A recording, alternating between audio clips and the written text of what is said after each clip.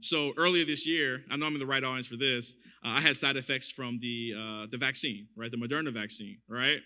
And I had a 2-day hospital stay, because I was having some challenges with the vaccine. How much do you think that hospital stay cost me? Or how much was the bill? It's close, $72,000. And I was like, what? Like, this is why people don't go to hospitals. Now, luckily, insurance, paid for the majority of that, but I was still left with a bill of, $3,000 or $4,000. I could easily pay it because I'm an entrepreneur and we've done, very successful with our business.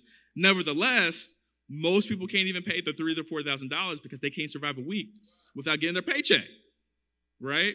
So that's why just ensuring your most important assets and your most critical assets is key to when you're thinking about like building for your family as well. The third is estate planning. How many times have we heard stories of people losing their farms, losing their houses? You got James Brown out here, you got Aretha Franklin, you got Prince. And it's not just celebrities. The celebrities are in the news, right? Everyone else, is going through the exact same thing. But how are you protecting your wealth intergenerationally?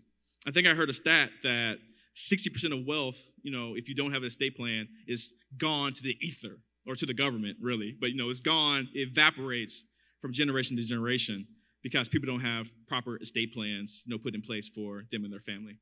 And it's not also just estate plans from, a financial perspective, although that's important.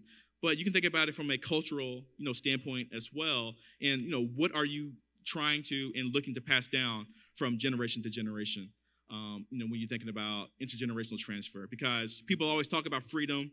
The three key words of the Black Business School in terms of people coming to us is they want additional freedom in life, right? So they want to spend time with their children.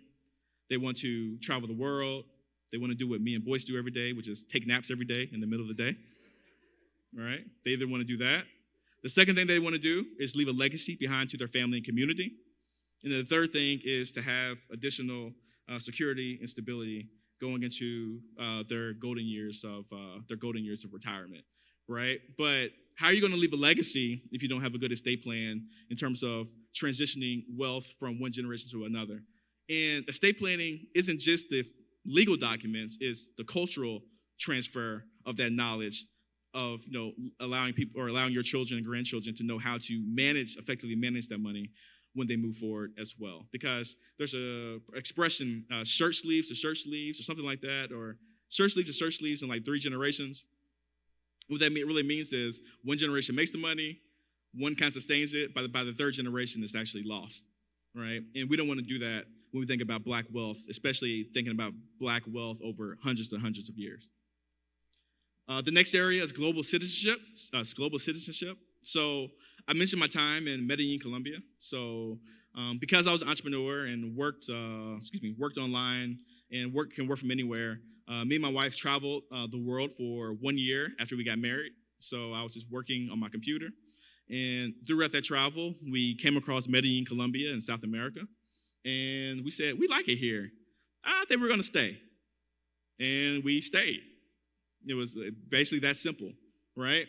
But one of the key factors of staying, what do you think a key factor of us deciding to live overseas was?